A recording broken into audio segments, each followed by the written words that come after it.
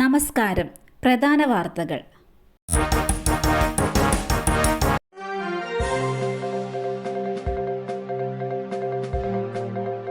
പത്താം ദിവസവും രാഹുൽ കാണാമറയത്ത്.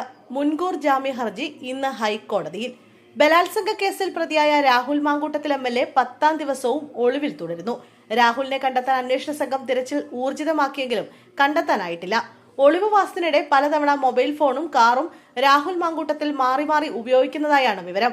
അതിനിടെ രാഹുലിന്റെ മൊബൈൽ ഫോൺ ഇടയ്ക്കിടെ ഓണാകുന്നത് അന്വേഷണ സംഘത്തെ കുഴപ്പിക്കുന്നു. ബംഗളൂരുവിൽ തന്നെ ഉണ്ടാകാമെന്ന നിഗമനത്തിൽ അന്വേഷണ സംഘം അവിടെ തുടരുകയാണ്.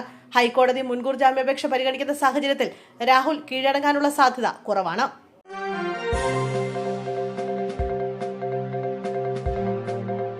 ദേശീയപാത ഇടിഞ്ഞു താഴ്ന്ന സംഭവം. ജില്ലാ കളക്ടറുടെ അധ്യക്ഷതയിൽ യോഗം ചേരും. കൊല്ലം കൊട്ടിയത്ത് നിർമ്മാണം നടക്കുന്ന ദേശീയപാത ഇടിഞ്ഞു താഴ്ന്ന സംഭവത്തിൽ ജില്ലാ കളക്ടർ N. ദേവിദാസിന്റെ അധ്യക്ഷതയിൽ ഇന്ന് യോഗം ചേരും. ദേശീയപാത authority regional officer, project head എന്നിവർ യോഗത്തിൽ പങ്കെടുക്കും. NHAI അധികൃതരിൽ നിന്നും കളക്ടർ വിശദീകരണം തേടും. കൂടാതെ വിവിധ സർക്കാർ വകുപ്പുകളിൽ നിന്നുള്ള ഉദ്യോഗസ്ഥരും യോഗത്തിൽ പങ്കെടുക്കും.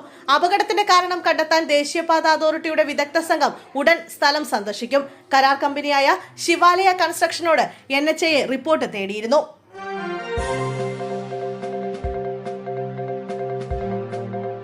ഭക്ഷണത്തിന് രുചിയില്ല. പിതാവിനെയും സഹോദരനെയും വെട്ടിപ്പരിക്കേൽപ്പിച്ച യുവാവ് റിമാൻഡിൽ. പട്ടണക്കാട് വെട്ടയ്ക്കൽ പുറത്താങ്കുഴി ആശാകുമാറിന്റെ മകൻ ഗോകുലിനെയാണ് ചേർത്തല കോടതി റിമാൻഡ് ചെയ്തത്. കഴിഞ്ഞ ദിവസം രാത്രിയായിരുന്നു മദ്യലഹരിയിലായിരുന്ന ഗോകുൽ ഭക്ഷണത്തിന് രുചിയില്ലെന്നാരോപിച്ച് പിതാവിനെയും സഹോദരനെയും കുത്തിപ്പരിക്കേൽപ്പിച്ചത്. ഭക്ഷണത്തിന് രുചിയില്ലെന്നാരോപിച്ച ഗോകുൽ അസഭ്യം പറഞ്ഞു. ഇത് ചോദ്യം ചെയ്ത ആശാകുമാറിനെ ഭക്ഷണം കഴിച്ചുകൊണ്ടിരുന്ന പ്ലേറ്റ് കൊണ്ട് തലക്കടിച്ചു. തർക്കം പരിഹരിക്കാനെത്തിയ സഹോദരൻ അനന്തുവിന്റെ കയ്യിൽ കത്തി ഉപയോഗിച്ച് പരിക്കേൽപ്പിച്ചു. ഓടിക്കൂടിയ നാട്ടുകാരാണ് ഇരുവരെയും ആശുപത്രിയിൽ എത്തിച്ചത്.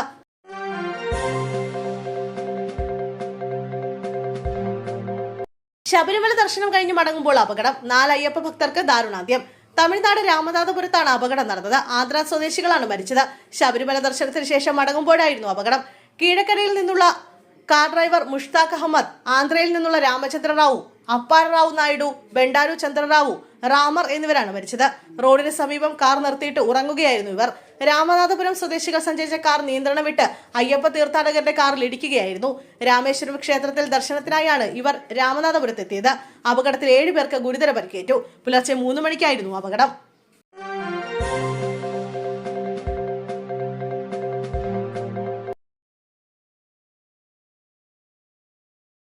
പുടിന് നൽകിയ വിരുന്നിൽ ശശി തരൂരും. കോൺഗ്രസ് നേതൃത്വത്തിന് അതൃപ്തി.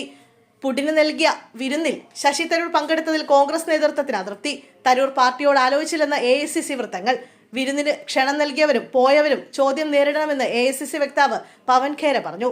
താനായിരുന്നെങ്കിൽ നേതാക്കളെ വിളിക്കാത്ത വിരുന്നിന് പോകില്ലായിരുന്നുവെന്നും ഖേര വിമർശിച്ചു. ചടങ്ങിലേക്ക് പ്രതിപക്ഷ നേതാക്കളായ രാഹുൽ ഗാന്ധിയെയും മല്ലികാർജ്ജുൻ ഖാർഗെയും ക്ഷണിച്ചിരുന്നില്ല. വിദേശകാര്യ മന്ത്രാലയ സ്റ്റാൻഡിംഗ് കമ്മിറ്റി ചെയർമാൻ എന്ന നിലയ്ക്കാണ് തന്നെ ക്ഷണിച്ചതെന്ന് ശശി തരൂർ പറഞ്ഞു.